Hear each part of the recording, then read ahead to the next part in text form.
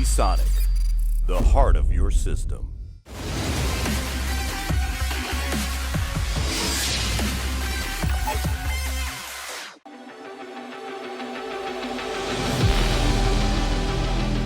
What is up, guys? This is Luke Hill for Kicker, and we're here in the EVGA suite for CES 2020. We're going to have a look at some of the new stuff on offer here. Let's go.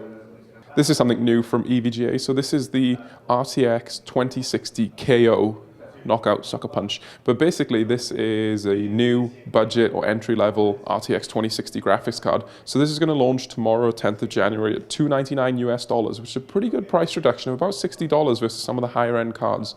Clearly targeting that AMD Navi type price point. Differences versus the higher end models are relatively minor, but EVGA tells us that the PCB was actually reworked during development of some of the other cards, so that's where some of the price has been cut out.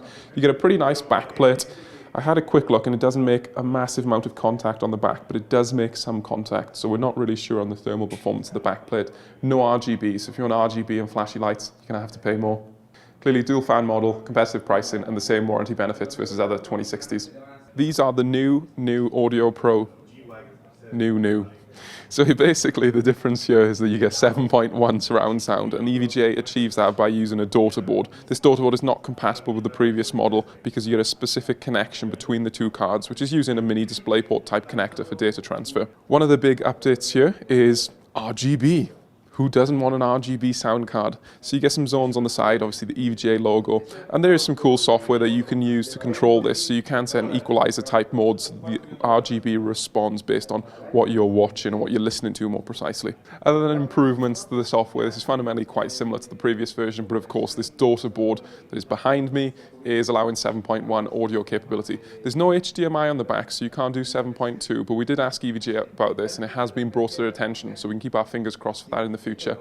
Of course, the connection is PCIe by 1, no need for PCIe 4 at the moment, of course, because it's relatively low bandwidth. And if I move around the back, you can see a pretty sleek looking backplate actually. I quite like the design of that.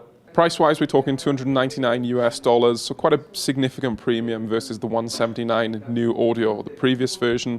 But if you want 7.1, you might be willing to pay that price. You can see the cards installed in a system here, and obviously I should note that one of the other differences is the color scheme. So here you get a kind of a brushed metal type orange design. I quite like the look of this actually, and you can see when they're installed, they look pretty good, provided you can hide that SATA power connector. And then here we can see the mini DisplayPort connector between the two cards. What you can see here is me messing around with the new Audio Pro 7.1 software on screen. So you can see here in the sound section, you can control the speakers specifically, and obviously we've got the 7.1 setup, but more importantly, well, in my opinion, because you know, everybody loves LEDs, I'm going to jump over to RGB. You get a degree of control with the lighting modes. You can have them static, rainbow, your typical mode. And then you can choose whether you want to link the specific band of LEDs and the EVGA logo, or whether you want them separated. EVGA tells us that this software at the moment is standalone for the RGB lighting, but they are working to add the new Audio Pro 7.1 lighting into the synchronization software with the liquid coolers and graphics cards in the near future. Cool system on show here. So this is the Tree of Wife by Mod My Mods. You can see the Safari type theme here. We've seen this system previously, but now it's been decked out with EVGA hardware. It's been given the high-end enthusiast EVGA treatment. A lot of nice liquid cooling in there and a fast graphics card. EVGA SR3. This $2,000 beast is a workstation motherboard for the LGA 3647 socket. So here we can see it running with the Intel Xeon W3175X, you know, the legendary Intel CPU that we've all heard of. And actually, this is a really cool feature inside the BIOS here. EVGA tells us that this is not unique to the BIOS for this board. It's actually being rolled out to the current lineup, so Z390, X299, and here with the SR3. So if you have one of the EVGA boards already, download the latest BIOS and you get this feature. So this is a stress test feature where you basically type in your settings, you go down to extras, you click stress test, and it will stress test the CPU within the UEFI. That is really cool. So you can see the frequency, the voltage, you can see the temperature, and then you can make your own decision whether you're happy with that. It's using a FFT type workloads similar to Prime 95. This is the first time I've actually seen a stress test specifically within the UEFI. Cool feature. Another cool feature within the BIOS is this OC robot. So this is effectively an automated overclocking tuning facility for you. It's basically running here if I click apply and hope the system doesn't crash. No, I don't want to save it. So you're basically running the frequency, a voltage that the system thinks is appropriate, and then you can see the CPU temperature. So if I click apply again, it's hopefully going to run. What did I do? Right, it just recovered. I didn't break the system, thankfully. So what you can see here is the CPU frequency is being tested, the voltage being tested, and you can see the CPU temperature. When it goes above 90 or so degrees, you get a little exclamation mark showing that your temperature is getting quite high. Pretty cool feature to have within the UEFI. We see some other motherboard vendors, so Acer specifically I'm thinking of here, with a similar feature, but it's cool to see EVGA rolling this out to its current lineup. And I'm not touching anything at this point now. I'm stood here next to the electric resistive heater. This is lovely.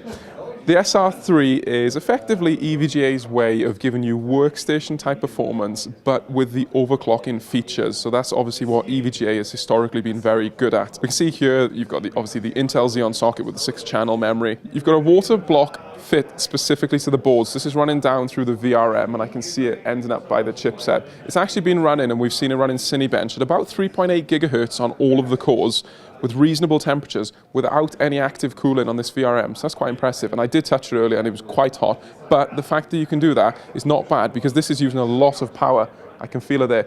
You've got 4 8-pin CPU connectors, which is just absolutely ludicrous. Of course, you only really need to use 2 on this platform, but there's 4 there if you want to just go absolutely ballistic with LN2 and a couple of power supplies. Form factor wise, it's still ATX when you look at it vertically, but this is extended, and when I say extended, I mean extended. So I'm going to call this EATX, and that's probably going to annoy Leo when he's doing the audio editing. Fun. We asked EVGA, given the workstation design of this motherboard and the workstation intention, why AMD isn't being looked into at the moment, and it basically comes down to resources. They've got a long history with Intel, they've got a lot of products for Intel. If AMD continues to win, then maybe they'll look at that in the future, but at the moment this is an Intel-only platform. With reference to the AMD point, obviously in our spheres, the enthusiast spheres, AMD is doing very well at the moment, and Intel's having a bit of a tough time, especially at this end of the market with the 28-core Xeon. But we spoke to EVGA, and actually this is quite popular in places like Hollywood, where digital artists for companies like Pixar are generally using hardware such as this, where the Intel platform still reigns supreme in those environments. So this has been our coverage at the EVGA suite here in CES 2020. Let us know what you think in the comment section below. Are you interested in 7.1 audio? Are you going to be dropping $2,000 on an SR3? Like, subscribe, do all our YouTube stuff, and buy a cool t-shirt to support us.